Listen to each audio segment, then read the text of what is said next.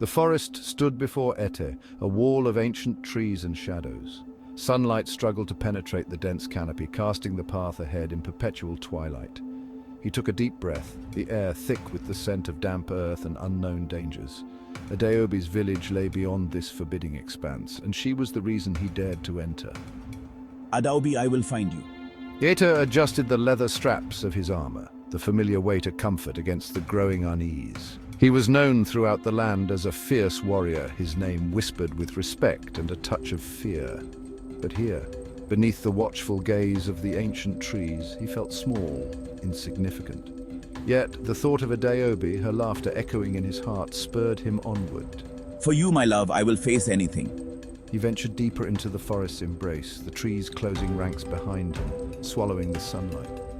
The path, barely discernible, wound its way through a maze of gnarled roots and moss-covered stones. Strange creatures, their eyes gleaming in the dim light, watched him pass, their silence more unnerving than any growl. Still, Eteh pressed forward, his resolve hardening with every step. The forest might hold untold dangers, but none so great as the thought of Adaobi, his beloved, trapped in the clutches of the malevolent spirit, the Agwu. He would face any peril, conquer any foe to free her from its grasp. The forest seemed to close in around him, the air growing heavy, making it difficult to breathe. The silence was broken only by the rustling of leaves and the distant screech of unseen birds. But then another sound reached his ears. Faint at first, then growing stronger. It was a whisper, carried on the wind, a voice both familiar and strange. Eteh, have courage, my love. Your heart guides you true. He recognized the voice, soft yet resolute, the voice of his beloved Adaobi. Though she was miles away, held captive by the Agwu, her spirit reached out to him, offering comfort and strength. The whispers followed him as he journeyed deeper into the heart of the forest. They spoke of ancient paths and hidden dangers, of the Agwu's power and the land's despair. But through it all, Adaobi's love resonated, a beacon of hope in the encroaching darkness.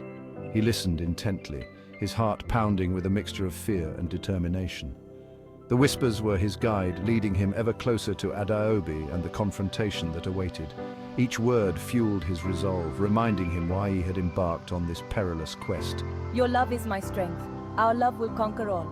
And Eteh, drawing strength from her unwavering belief, pushed onward, ready to face whatever lay ahead.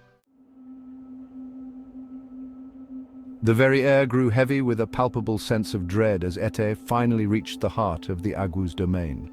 The once vibrant forest was now a desolate wasteland, the trees twisted and gnarled, their branches bare and skeletal. The ground was barren, save for patches of withered grass and the occasional bleached bone. A low, guttural growl echoed through the stillness, sending shivers down his spine. This is it, the heart of darkness. Two burning embers materialized in the gloom, growing larger, brighter, until they resolved into a pair of malevolent eyes. They burned with a cold, otherworldly fire, reflecting none of the warmth and life Eteh cherished. Then the Agwu emerged from the shadows, its form as twisted and corrupted as the forest itself. It was a grotesque mockery of life, its flesh a sickly green covered in pulsating sores. Its limbs were long and spidery, ending in claws that scraped against the ground with a sound like metal on bone. You dare trespass upon my domain, mortal? Turn back now and I shall spare your wretched life.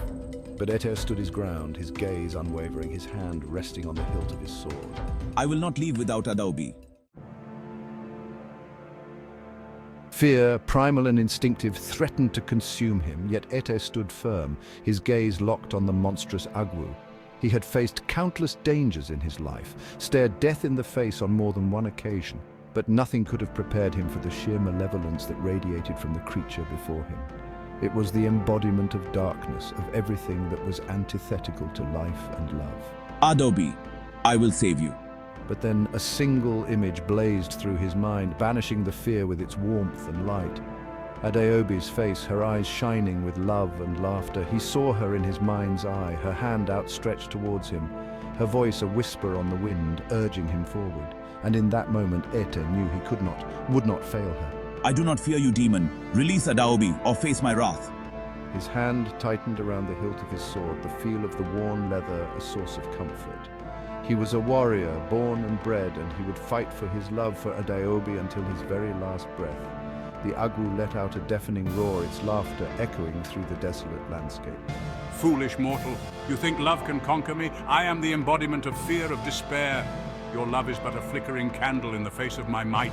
But Eteh was undeterred. Then we shall see what burns brighter. He drew his sword. The blade sang as it left its scabbard, the polished metal flashing in the gloom like a beacon of defiance.